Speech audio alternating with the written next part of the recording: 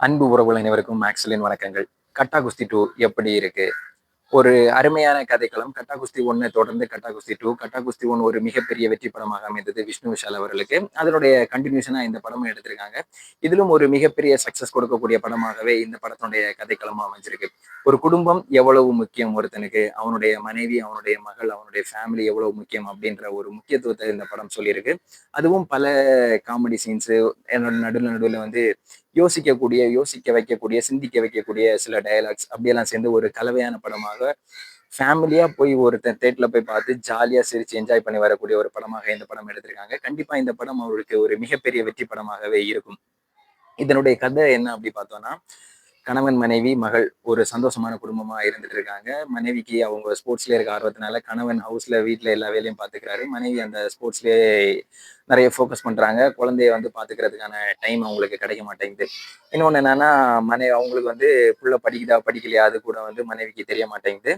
Coach ஒரு தவறான ஒரு கருத்தை வந்து கணவன்கிட்ட சொல்றாரு. ஸோ அதனால அவரு மனைவிக்கு நல்லது இருக்கணும்னு சொல்லிட்டு தெரியாம ஒரு தப்பு பண்ணிடுறாரு.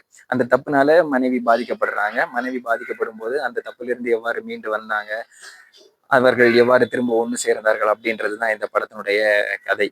அதை வந்து சொன்ன விதம் மிகப்பெரிய ஒரு ஜாலியான ஒரு கலவையாக இந்த படத்தை வந்து சொல்லியிருக்காங்க.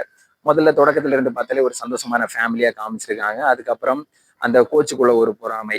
சார் நான் தானே உங்களுக்கு வந்து கோச்சா இருக்கேன், ஆனா அவங்க நன்றி எனக்கு சொல்ல மாட்டேன்றாங்க, கணவனுக்கு சொல்றாங்க, என் வெற்றிக்கு காரணம் கணவன்றாங்க அப்படின்ற ஒரு கோச்சுக்குள்ள ஒரு வருத்தம், கூட தோக்குற பொண்ணுக்குள்ள வருத்தம், அப்புறம் இவங்களுக்குள்ள வர சண்டைகள், அந்த டீச்சர் கேரக்டர் பண்ண அவங்க வந்து செமையா பண்ணியிருக்காங்க. அதுவும் இந்த படத்துல ஒரு மிக எஃபெக்டிவா இருக்கு.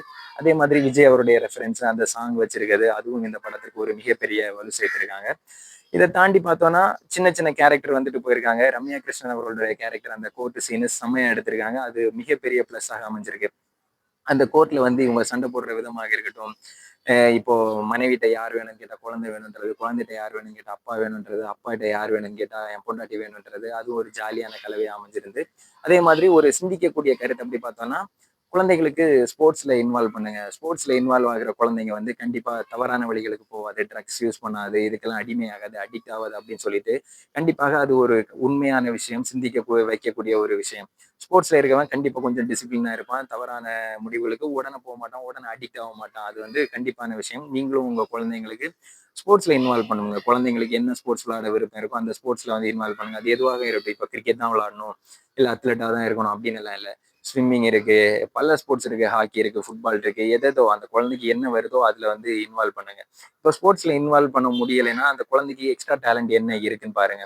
மேபி மியூசிக் நல்லா போடலாம், சிங்கிங்கா இருக்கலாம், டான்ஸா இருக்கலாம்.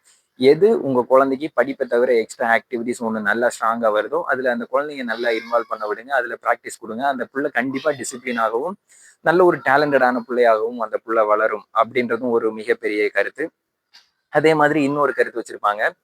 இப்போ அந்த ஹீரோயின் வந்து என்னன்னா, அப்பா என்னதான் சொன்னாலும், இல்ல எனக்கு கட்டா குஸ்தி தான் புடிச்சிருக்கு அப்படின்னு சொல்லிட்டு மல்யுத்தத்துல வருவாங்க. ஆனா அந்த ஹீரோயின் தன்னுடைய குழந்தைங்க மேல வந்து திணிப்பாங்க. அந்த குழந்தைக்கு டான்ஸ் தான் புடிச்சிருக்கு. இல்ல நீ என்னோட பிள்ளை, நீ ரெஸ்லர் ஆகணும், ரெஸ்லிங் படிக்கணும் அப்படின்னு சொல்லிட்டு காமிச்சிருப்பாங்க.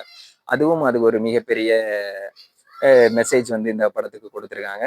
ஸோ இந்த படத்துல ஒரே ஒரு மைனஸ் அப்படி பார்த்தோன்னா, சீன் ரோல்டன் அவருடைய சாங்ஸ் மட்டும் ஒரு சின்ன சின்ன கனெக்ட் ஆகாத மாதிரி ஒரு சின்ன ஃபீல் கொடுக்கும். மற்றபடி இந்த படத்திற்கு எல்லாமே மிகப்பெரிய ப்ளஸ்ஸாகவே அமைஞ்சிருக்கு. கண்டிப்பா கடைசியில யோகி பாபு வர சீனா இருக்கட்டும், அது கடைசியில அந்த மல்யுத்த சீன் எல்லாமே வந்து பக்காவா இருக்கும். இவர் எப்படி அவங்களை ஜெயிக்கிறாங்க அந்த மெத்தடும் வந்து செம்மையா காமெடியா காமிச்சிருப்பாங்க.